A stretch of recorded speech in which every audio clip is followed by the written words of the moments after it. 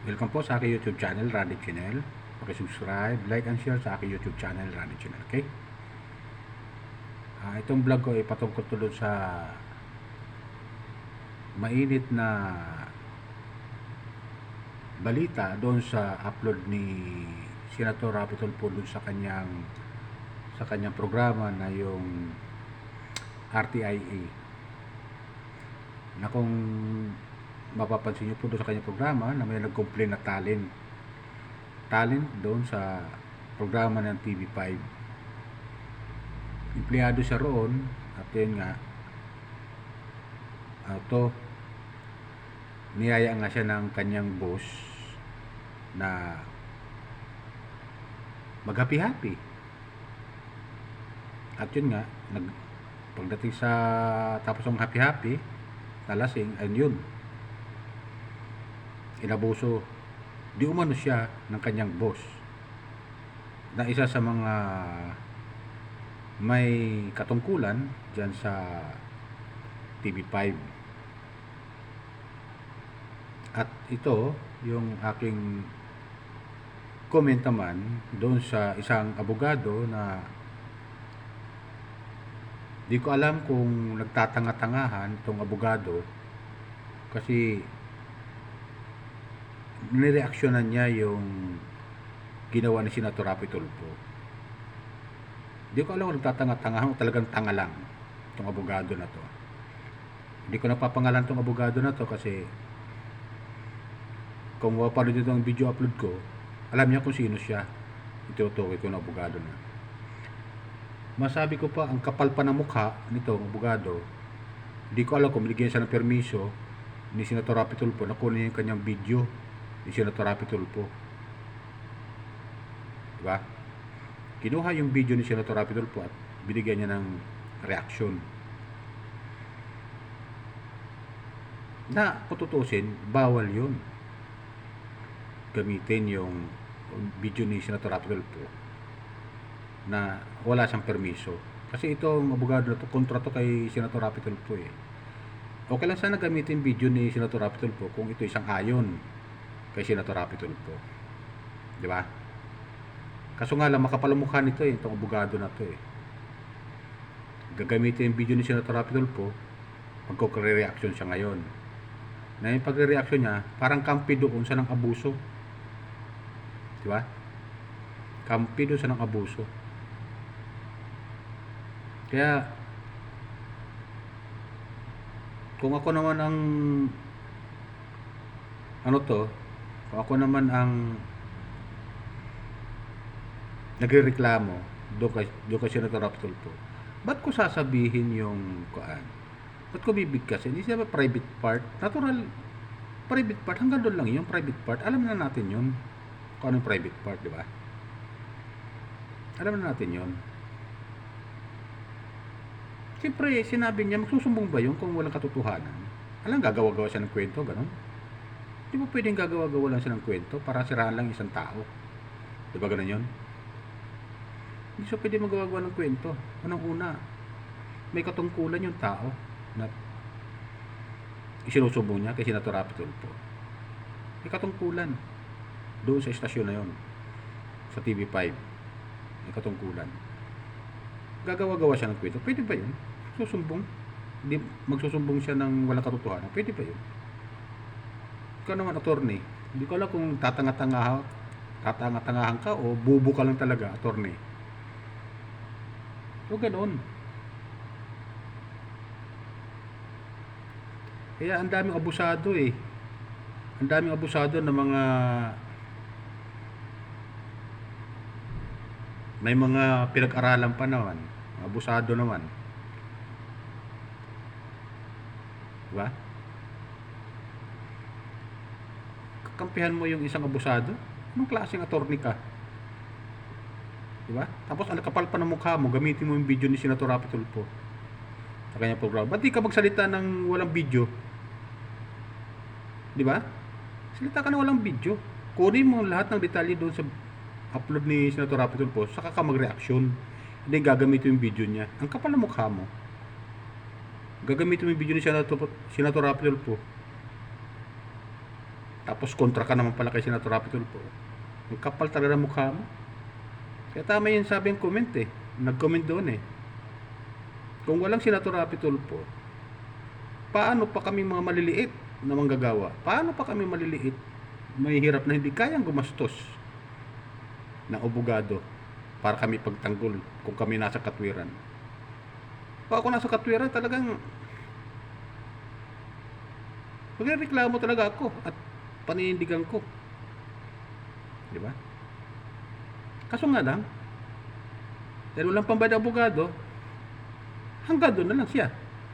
Buti lang, kanya si Senator Rapi Tulfo na handang tumulong sa mga taong inaapi. Kaya tinagurian siyang tagapagtanggol ng mga taong mga taong inaapi, taong mahihirap. Andiyan si Senator Rapi Tulfo, handang tumulong. Kayo, ikaw, handa ka bang tumulong sa mahihirap? O pira-pira lang? Tinagurian ka para mga attorney. Di ba? Napanood ko yung video upload mo, talagang grabe. Yung kuan mo, reaction mo doon. Parang lumalabas, parang pakikinggan ko, parang kampi ka doon sa nang-abuso eh. Kaya, dumadami yung mga abusado eh. Dahil sa mga katulad yung mga abogado na walang kakwenta-kwenta eh. Kakampi sa mga mapang-abuso, mapang-api sa kapwa. Paano pa kung walang Senator Rapi Tulfo? Sino pa magtatanggol sa amin? Sino pa? Di ba? Buti na dyan si Senator Rapi Tulfo. Handang tumulong. Handang gumastos ng pera niya para ipagtanggol lang kami na mga mahihirap na naaapi. Alam nyo, kay Senator Rapi Tulfo lang namin nakita ang katutunay na katarungan. Sa totoo lang. Nasa kanya ang katarungan. Di ba? Mga viewers ko, kapwa ko viewers. Ganyan ba sila? Kaya itong abogadong napanood ko na to, hindi ko tinapos yung video eh. Kasi yung kaya reaction, parang nainis ako eh. Nainis ako eh. Parang kampi doon sa ng abuso eh. Imbis ng kampihan yung taong naapi, ang kinakampihan nitong abogado na to, yung ng abuso. Ginamit pa yung video ni Senator Rapi Tulfo. Pwede naman siya mag-reaction. Di ba? Panoorin niyo muna yung video. Saka siya mag-reaction. Huwag niya gamitin yung video ni Senator Rapi Tulfo. Baka matulad siya doon sa isang abogado na kinasuhan ng panggagamit ng video ng may video. Di ba? Mga view kapwa ko viewers. Sana kasuhan to ni Senator Rapi Tulfo eh. Kasi itong abogado ito eh, naituringan pa ng mga abogado, di marunong gumawa ng sarili niyang video na na walang di gagamit ang video ng ibang tao. Di ba? Pwede mo panikinggan, panoorin mo, tapos mag-reaction ka ngayon. Pero huwag mo ipalabas sa kuan mo, sa channel mo, na wala kang paintulot. Hindi ka binigyan ng na wala kang paintulot sa may-ari ng video. Di ba? Ba't mo gagamitin yung video na may video? Tapos lumalabas, parang pakikinggan mo, parang kampi siya doon sa kuan eh. Sa ng abuso eh. Pwede ba gumawa yung tao ng kwento-kwento lang? Nabuso na ngayon tao, gaganyanin mo pa. Anong klaseng abogado ka? Di ba mga kapwa ko viewers? Anong klaseng abogado ito? Dito natin nakikita itong mga itong abogado na to na kampi doon sa mga abuso, mapang-abuso na tao. Dito natin nakikita na itong abogado na to kampis doon sa mapang-abusong tao. Di ba? Paano kung walang Senator Rapi Tulfo?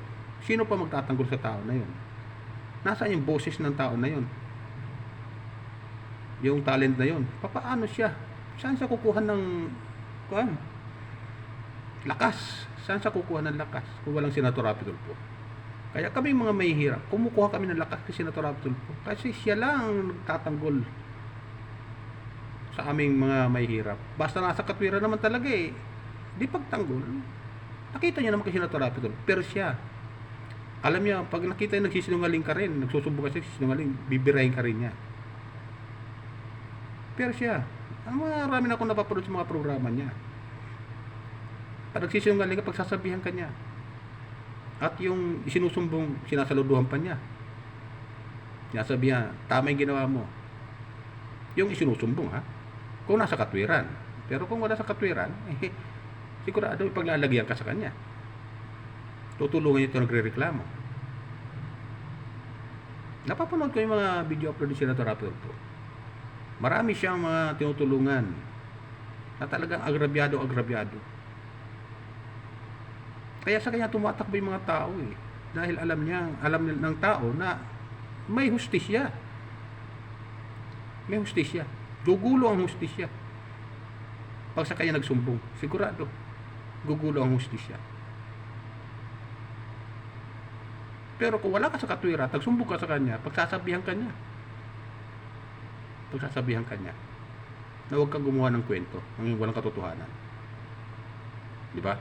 Eh yung talent na yun, magsusumbong ba siya kung walang katotohanan yung ginawa sa kanya? Nagsumbong nga sa pulis. Nagpa-blatter siya. Yung talent na yun. Eh kung walang Senator Rapi Tulfo, mananahimik na lang siya. Hayaan niya lang, sa Diyos na lang niya, ganon. Yan ang hirap kasi itong abogado na to eh. Halatang halata talaga na kampi doon sa mapang-abuso eh. Sana hindi gawin sa iyo yan. Hindi sana gawin sa iyo yan. Sana. Hindi gawin sa iyo yan. Yung ginawa doon sa talent, sana hindi gawin sa iyo yan. Di ba?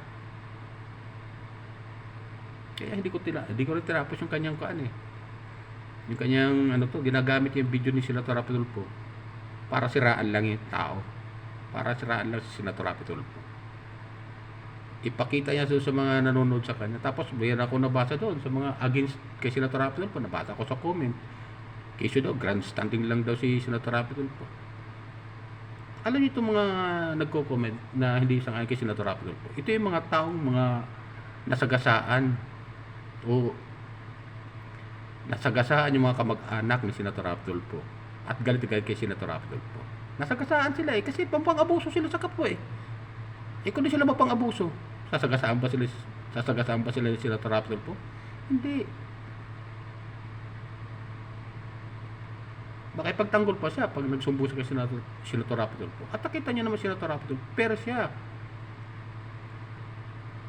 pag nasa katwiran, kasi hindi, mayaman man o mahirap pag nagreklamo sa kanya, at nasa katwiran, pagtatanggol ka niya. Ganon si Senator Rapi Tulfo, tumulong pag nasa katwiran. Pero kung wala sa katwiran, pagsasabihan ka niya. Ganon si Senator Rapi Tulfo. Yung mga napapanood ko sa mga video upload niya sa kanyang programa.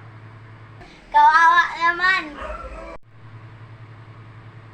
Kaya yung mapapaniwala ng abogado na yan, yung napapaniwala niya, yan yung mga taong nasagasaan ni Senator Rapi Tulfo.